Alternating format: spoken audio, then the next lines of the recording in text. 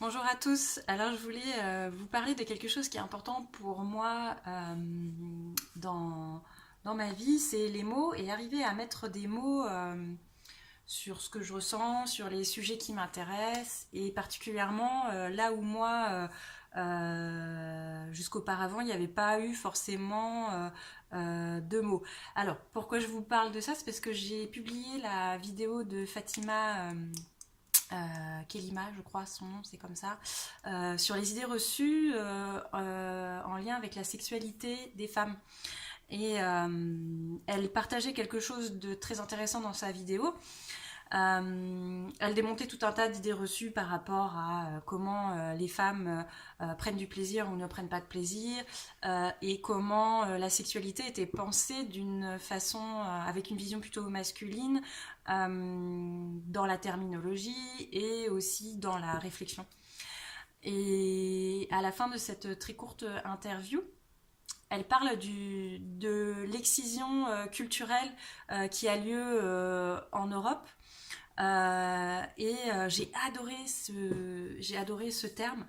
parce que j'ai souvent moi-même eu cette réflexion en me disant mais en fait des fois on va avoir des jugements par rapport à des pays qui pratiquent l'excision ou qui ont certaines coutumes vis-à-vis des femmes, mais toujours en moi il y avait cette sensation de dire ouais mais ici je crois pas qu'on soit beaucoup mieux en fait. Enfin, j'ai jamais tellement senti que il y avait forcément des pratiques ou des coutumes qui étaient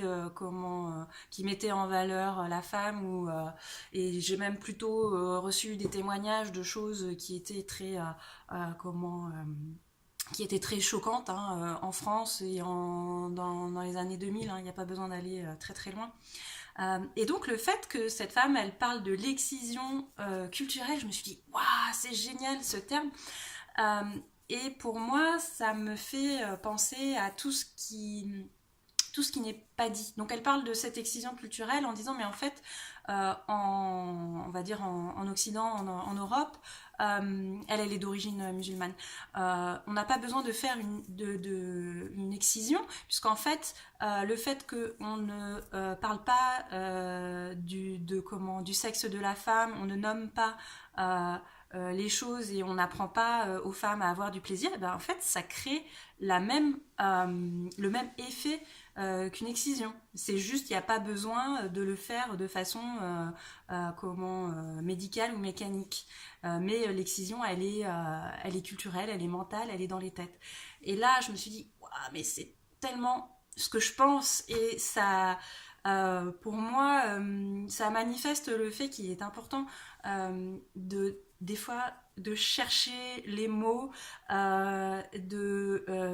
échanger sur des sujets, de lire, parce que il y a comme des espaces qui s'éclairent. En tout cas, là, moi, quand j'ai écouté cette vidéo, il y a un espace qui s'est éclairé sur le fait de dire oui, voilà, c'est ça. Le fait de ne pas apprendre aux femmes à avoir du plaisir, le fait que les femmes ne... Alors, je mets la responsabilité sur personne, mais le fait que les femmes n'apprennent pas à connaître leur corps et à se donner du plaisir, en fait, le résultat, c'est, voilà, ça crée une excision culturelle. Certes, il n'y a rien de physique, tout le monde au niveau physique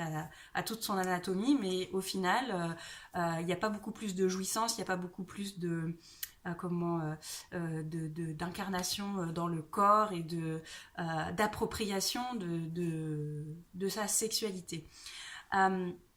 Et du coup, voilà, j'avais beaucoup d'enthousiasme à la fin de cette vidéo en me disant, mais waouh, à quel point c'est bon quand il y a des mots qui sont posés sur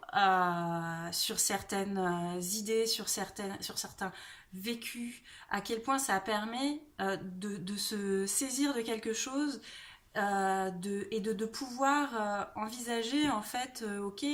c'est vrai, est-ce que moi je me sens excisée culturellement, est-ce que d'autres femmes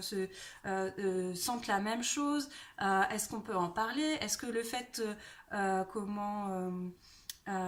d'utiliser ce terme qui est très fort peut peut-être nous amener à faire un état des lieux sur la jouissance, sur la façon dont je m'approprie mon corps, sur la façon dont je pose des mots sur mon corps. Et voilà, donc je vous partage cet enthousiasme-là parce que pour moi c'est la continuité de ce que j'ai envie de plus en plus de développer par rapport à mes activités, comment en lien avec la féminité et les cercles de femmes, de faire comprendre qu'on a tout à gagner à parler ensemble, à poser des mots, à poser notre conscience en fait dans des espaces là où peut-être jusqu'à présent dans nos vies, dans nos cercles amicaux ou même dans nos intimités, peut-être on n'a pas posé beaucoup de mots, on n'a pas posé beaucoup de conscience sur certains espaces. Et à quel point ça peut être riche en promesses et peut-être aussi libérateur aussi, de juste arriver à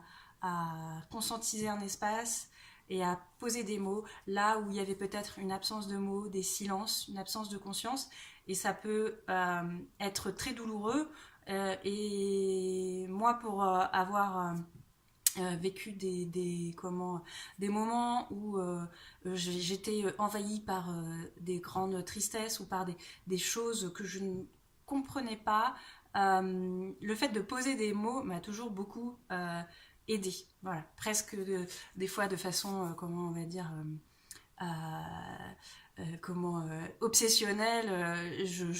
J'aime les mots, j'aime trouver les mots et j'aime accompagner à poser des mots aussi pour juste voilà poser les situations et pouvoir après se dire ok, je peux en faire quelque chose, je ne suis plus démunie, je ne suis plus face à mon vide, face à mon incompréhension,